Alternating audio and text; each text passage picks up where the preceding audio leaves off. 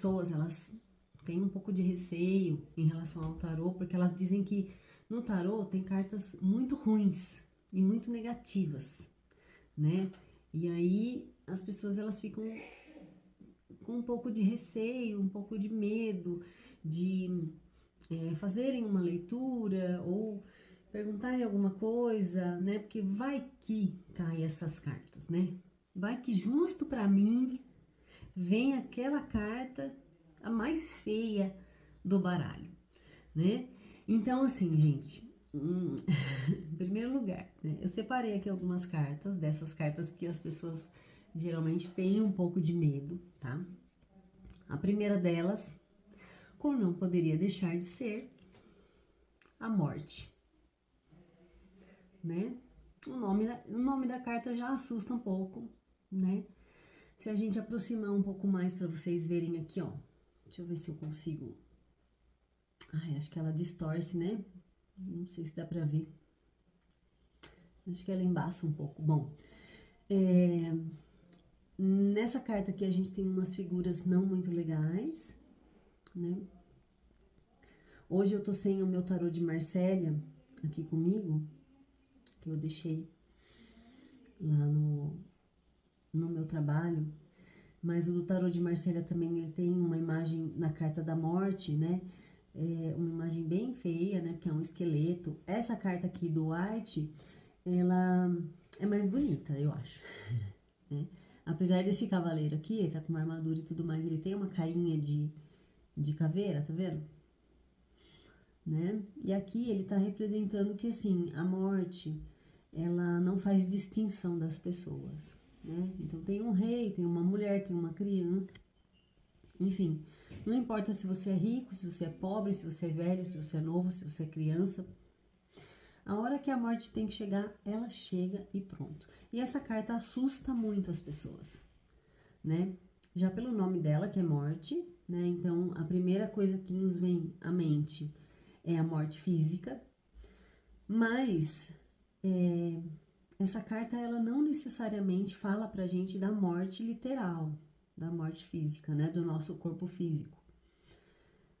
Muito pelo contrário, ela fala de uma libertação, ela fala de uma transformação, ela fala da necessidade que nós temos de abandonar, né, alguns velhos padrões, algumas coisas que já não servem mais, algumas coisas que já estão fazendo peso, sabe, nas nossas costas, para a gente poder iniciar uma nova fase, né? Então a morte no tarô, assim como qualquer carta, tá, gente? Eu peguei essa, né, como exemplo aqui para começar falando para vocês, mas tem outras. As cartas, elas não têm uma valoração específica única, né? Todas as cartas do tarô, a gente trabalha com elas no sentido de polaridades, tá? Então, todas as cartas, todos os arcanos, eles têm a polaridade positiva e a polaridade negativa, né? Eles têm o lado luz e o lado sombra deles, né? E tudo vai depender, a nossa interpretação vai depender de como que essa carta tá posicionada, assim, quais são as outras cartas, né, que estão ao redor para dar a mensuração, para dar a qualificação daquele arcano, para dar o movimento, a estrutura, né, para aquele arcano. Então vai falar pra gente se a carta ela precisa ser entendida, né, por uma polaridade mais positiva ou mais negativa, tá? Outra carta, aqui, gente.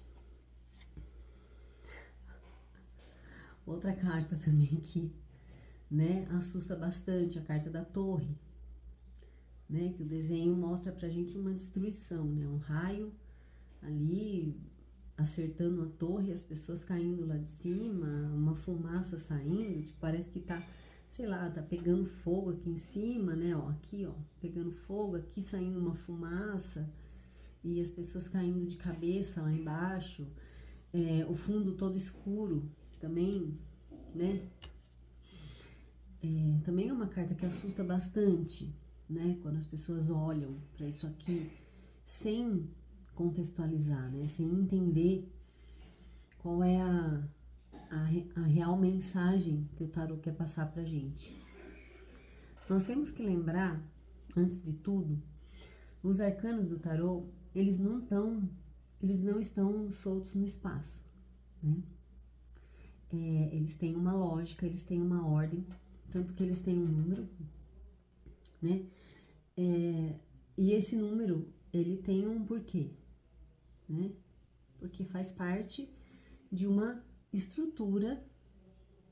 É como se as cartas, como se os arcanos maiores, eles contassem pra gente uma história, né? Que tem os seus percalços pelo meio do caminho, né? Então, quando sai uma carta assim, por exemplo, a torre, no primeiro momento, ela parece uma carta muito assustadora, mas ela fala pra gente de reformas necessárias.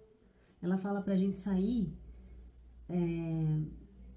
da ilusão, basicamente, né? Ela fala assim, olha, você precisa abandonar os antigos padrões. É muito parecida com a carta da morte essa.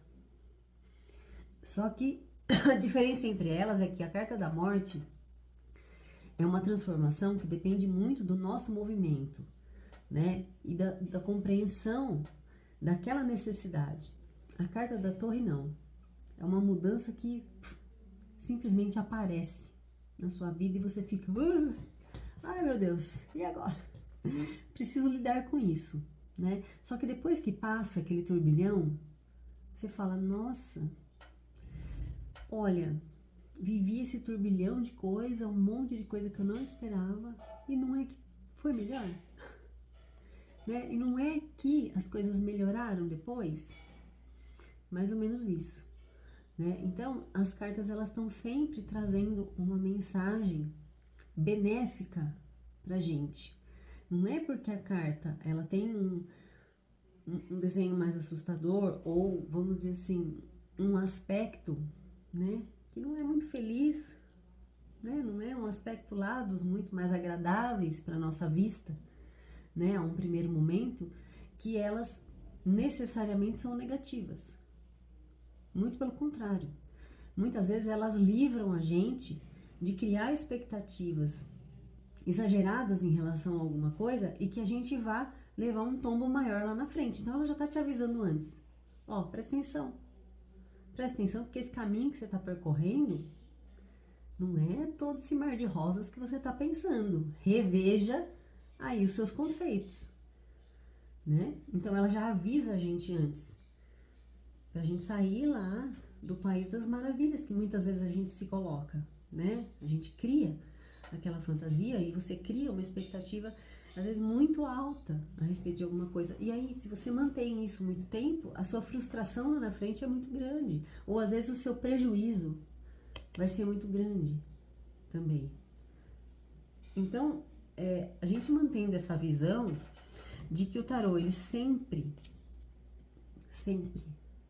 vai trazer uma mensagem benéfica para nós, mesmo que não seja aquela mensagem que a gente mais gostou,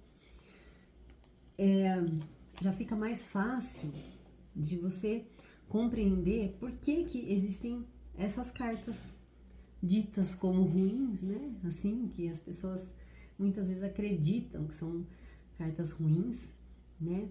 Mas por que elas são necessárias? Elas são necessárias por quê? Porque a gente passa por esses momentos na nossa vida, né? E o tarô, ele retrata isso pra gente perfeitamente. Ó, eu vou mostrar pra vocês mais outras duas cartas que as pessoas se assustam bastante. Essa daqui, a carta do diabo, que não necessariamente, né, diz respeito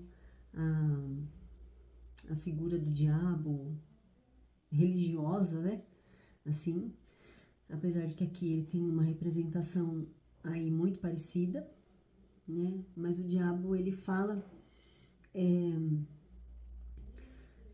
das nossas necessidades físicas, das nossas necessidades materiais. E que muitas vezes a gente se perde, né? Nessas necessidades. E a gente fica em desequilíbrio, né? Com o nosso espírito.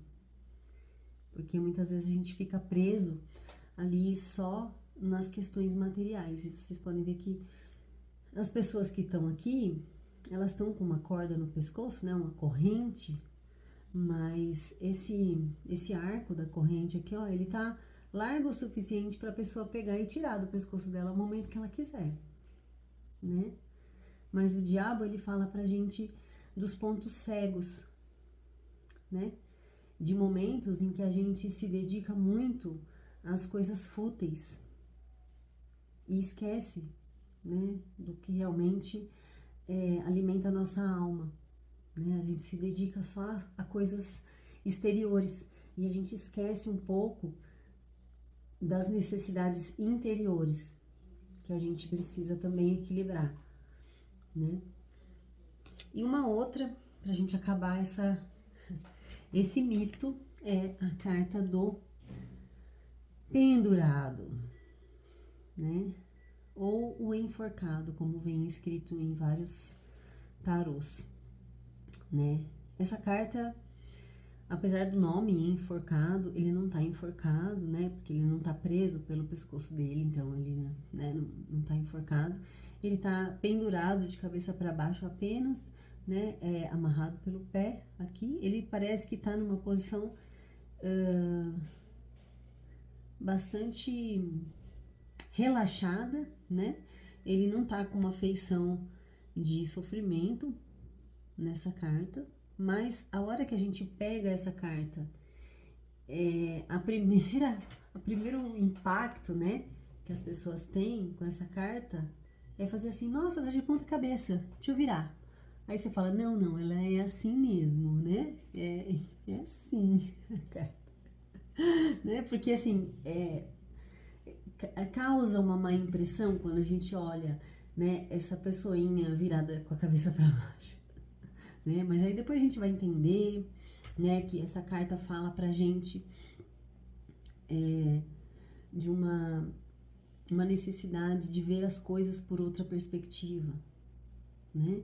A gente precisa muitas vezes dar uma pausa, né, na nossa confusão, dar uma pausa na nossa vida, às vezes até pra gente poder tomar uma decisão mais coerente, mais acertada, a gente precisa se colocar nessa posição, porque vocês podem ver que quando ele tá preso pelo pé, né, e ele tá ali com um semblante de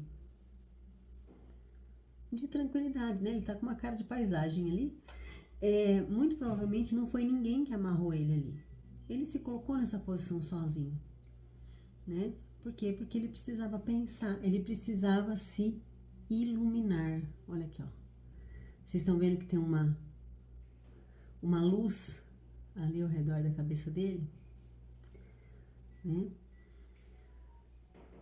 Então, apesar dessa má impressão, né, primeira que a gente tem, ai, quero virar essa carta. Não, essa carta é assim mesmo, porque é um momento de reflexão, é um momento em que eu preciso mudar o meu ponto de vista, né? Tem alguma coisa na situação que tá me parando, tá me bloqueando. E eu só vou sair desse bloqueio no momento em que eu conseguir pensar diferente, que eu me iluminar, né? No momento em que eu consigo virar essa chave em mim, né? Lógico que, gente, eu tô falando muito superficialmente. É claro que essas cartas, elas também têm um lado sombra, né? Como eu disse, ela também apresenta um aspecto negativo dependendo do posicionamento, né? Das cartas que estão ali próximas, né? Da pergunta que foi feita também, muitas vezes, né? Mas a gente tem que estar sempre atento, né? E pensar que a carta, ela sempre vai trazer um conselho. Sempre. Né? Se de repente não é exatamente aquilo que você queria ouvir, mas era aquilo que você precisava.